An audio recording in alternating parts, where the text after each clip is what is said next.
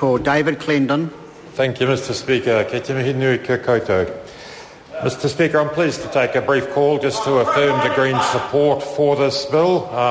Slightly unusual situation to be in, to stand in support of two government bills in the course of a couple of hours, but nevertheless, there is clearly a general consensus in favour of this bill. I have not had a close relationship with it myself, but as I say, the general consensus that this bill does good and does very little harm is reflected in the fact that all parties have support its timely progress through the House to ensure that the provisions of it are not further compromised or complicated further down the track. To the extent I did have some engagement with this bill, it was a privilege, I must say, to hear at some length the story behind this remarkable person, Puki Puki Tangiora. Clearly a remarkable personality in her time, an interesting and a very valuable story, and one that, as I say, I was privileged to hear.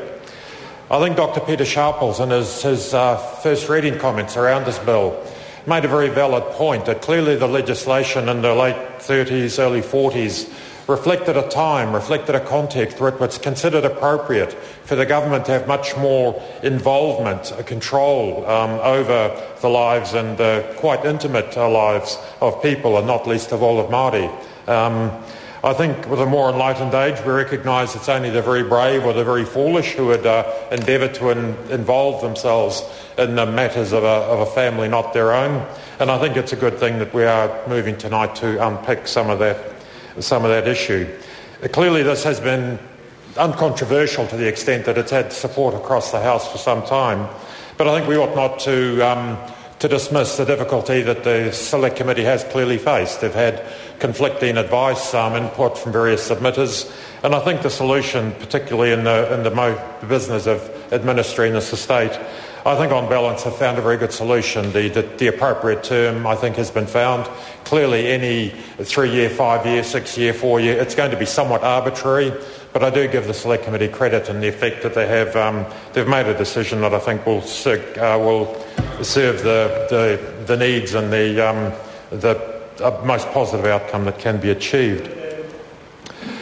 Under the question of the mandated iwi organisations, clearly I think reading through the background papers, the Select Committee report, it would seem to me that the policy underpinning that is that control of matters Māori should be given to Māori to make decisions about. And clearly that is a principle the Greens have and always will support, and this is just a slight manifestation of it.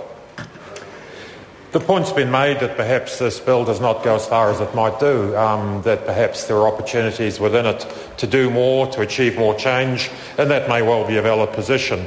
But as I say, I don't feel qualified particularly to speak to that, and therefore won't, except to say again that it's clear to us that this bill actually does achieve some considerable good. It appears to be no harm, and therefore we're very happy to support this. Kia ora.